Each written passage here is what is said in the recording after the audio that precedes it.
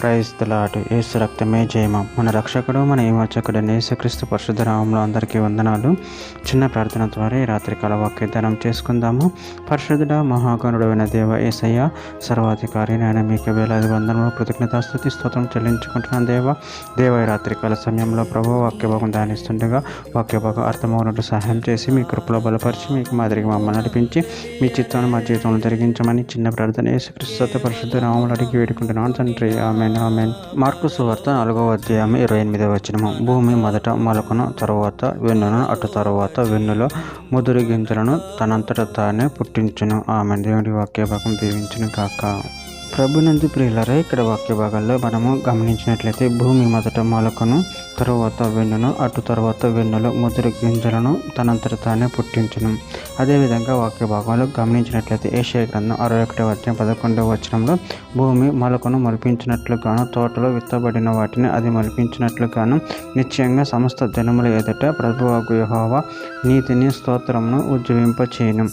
Mark సువార్త 4వ అధ్యాయం 31-32 వచనాలు. అది ఆవగింజను పోలి ఉన్నది. ఆవగింజ భూమిలో విత్తబడినప్పుడు భూమి మీద ఉన్న విత్తనములన్నిటికంటే చిన్నదే కానీ విత్తబడిన తర్వాత అది మొలిచి ఎదిగి కూర మొక్కలన్నిటికంటే పెద్దదై గొప్ప కొమ్ములు వేయును. కనుక ఆకాశ పక్షులు దాని నీడను నివసింపగలవనెను. ప్రసంగి గ్రంథం 3వ అధ్యాయం 1వ వచనము. ప్రతి దానికి సమయం కలదు, ఆకాశం క్రింద ప్రతి ప్రయత్నమునకు సమయము కలదు. ప్రసంగి గ్రంథం 3వ అధ్యాయం 11వ వచనం. దేని కాలం నందు అది చక్కగా నుండినట్లు సమస్తమును ఆయన నియమించి ఉన్నాడు. ఆయన శాశ్వత కాల జ్ఞానమును నరుల హృదయం ముందుంచి విన్నాడు కానీ దేవుడు చేయు క్రియలను పరిశీలనగా తెలుసుకున్నట్టుకు అది చాలదు.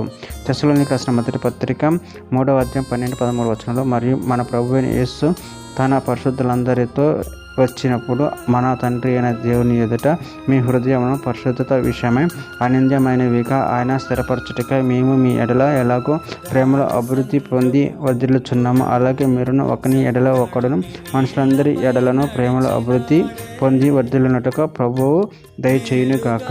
చివరిగా ఒక మాట. కీర్తన గ్రంథం 1వ అధ్యాయం 3వ వచనం. అతడు నీటి కాలువలో ఎర్ర నాటబడినదై ఆకు వాడక తన కాలమందు ఫలమిచ్చు చెట్టు వలె నుండును, అతడు చేయనిదంతయు సఫలమగును. ఆమె. దేవుడి వాక్య భాగం దీవించిన కాక చిన్న ప్రార్థన చేసుకుందాము. పరిశుద్ధుడ ప్రేమగలని దేవ యేసయ్య, నేను మీరు ఇచ్చిన వాక్యదాన్ని ప్రభావం కృతజ్ఞతలు చెల్లించుకుంటున్నాను తండ్రి. నేను భూమి మీద మీరు చేయి క్రియలు అద్భుతమైన తండ్రి. నేను మీ ప్రేమలో కృపలో ఎదిగి ప్రభావ నీ అద్భుత క్రియలను మేము చాటి నిన్ను మహిమపరిచి కనపరచడానికి శక్తిని అనుగ్రహించమని చిన్న ప్రార్థన యేసు నామములో అడిగి వేడుకుంటున్నాను తండ్రి. ఆమెన్.